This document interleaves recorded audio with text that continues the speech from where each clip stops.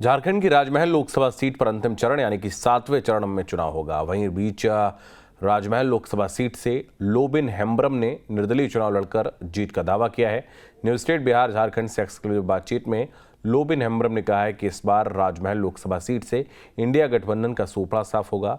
जनता विजय हांसदा से नाखुश है। इंडिया गठबंधन जानबूझकर राजमहल लोकसभा सीट को गंवाने का प्रयास कर रहा है। झारखंड में लोकसभा का चुनाव होना है। ऐसे में अगर हम राजमहल लोकसभा सीट की बात करें तो यहाँ पर अंतिम चरण यानी कि 7वें चरण में यहाँ पर चुनाव होना है।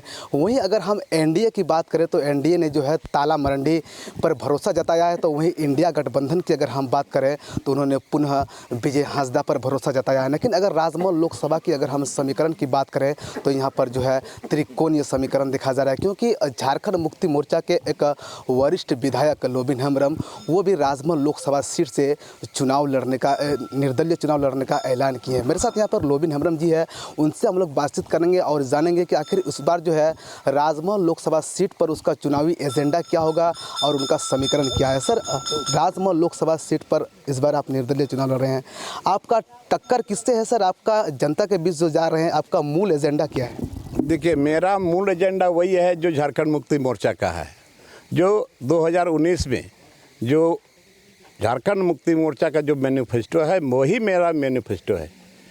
अब यहाँ हम अभी जो हमारे पार्टी के जो माननीय गुरुजी हैं उनसे भी आशीर्वाद हमने लिया है, और अभी तत्कालीन मुख्यमंत्री अभी जो हमारे प्रेजेंट जो मुख्यमंत्री है इनको भी हमने बताया, बसंत सोरेन को भी बताया और स्टीफन मरांडी नलिन सोरेन को भी बताया कि राजमहल लोकसभा सीट से विजय हांसदा को अगर दिया जाता है तो यहाँ सीट लूज कर जाएगा, और मात्र एक लौता सांसद है विजय हांसदा जो यहाँ राजमहल लोकसभा सीट है पूरे झारखंड प्रदेश पे। तो आज ये सारी बातें मैंने पार्टी में रख दिया है, लेकिन फिर भी हमारा बात को इन लोगों ने नज़रअंदाज किया, और पुनः हम तो वेट एंड वॉच में इतना दिनों से थे कि कम से कम पार्टी बचा हुआ रहे, यहाँ का मान सम्मान बचा हुआ रहे झारखंड मुक्ति मोर्चा का, और ये झारखंड मुक्ति मोर्चा का झंडा लहराता रहे। तो आज ये चीज़ हमने चाहा, लेकिन पार्टी के लोगों ने हमको दरकिनार कर दिया, और पुनः इतना दिनों तक वेट एंड वॉच में रहने के बावजूद इन लोगों ने विजय हांसदा को टिकट दे दिया।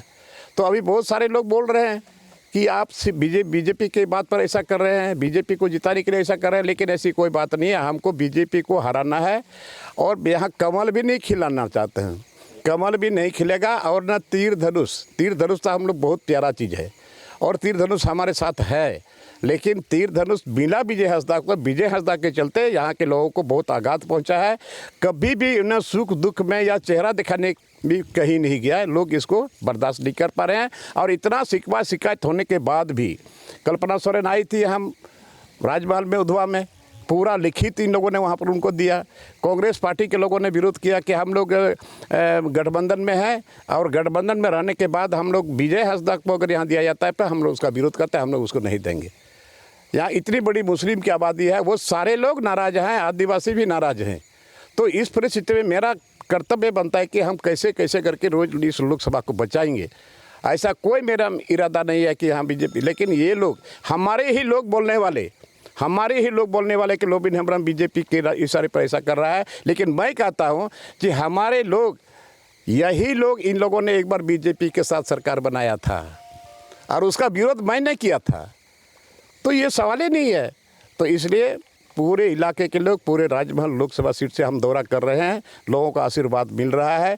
लोगों का यही कहना है, देखिए यहाँ के लोगों का डिमांड था चेहरा बदलना चाहिए, विजय हांसदा को छोड़ करके चेहरा बदलना चाहिए, लेकिन मैंने कभी अपने आप को प्रोजेक्ट नहीं किया कि लोबिन हेम्ब्रम ही किसी दूसरे को भी मिल जाता तो चलिए ये सीट बचता, लेकिन पुनः विजय हांसदा को दिया गया है। अब ये सीट बचने वाला नहीं है, और अभी हम झारखंड मुक्ति मोर्चा को बचाने के लिए ये सारा चीज़ कर रहे हैं।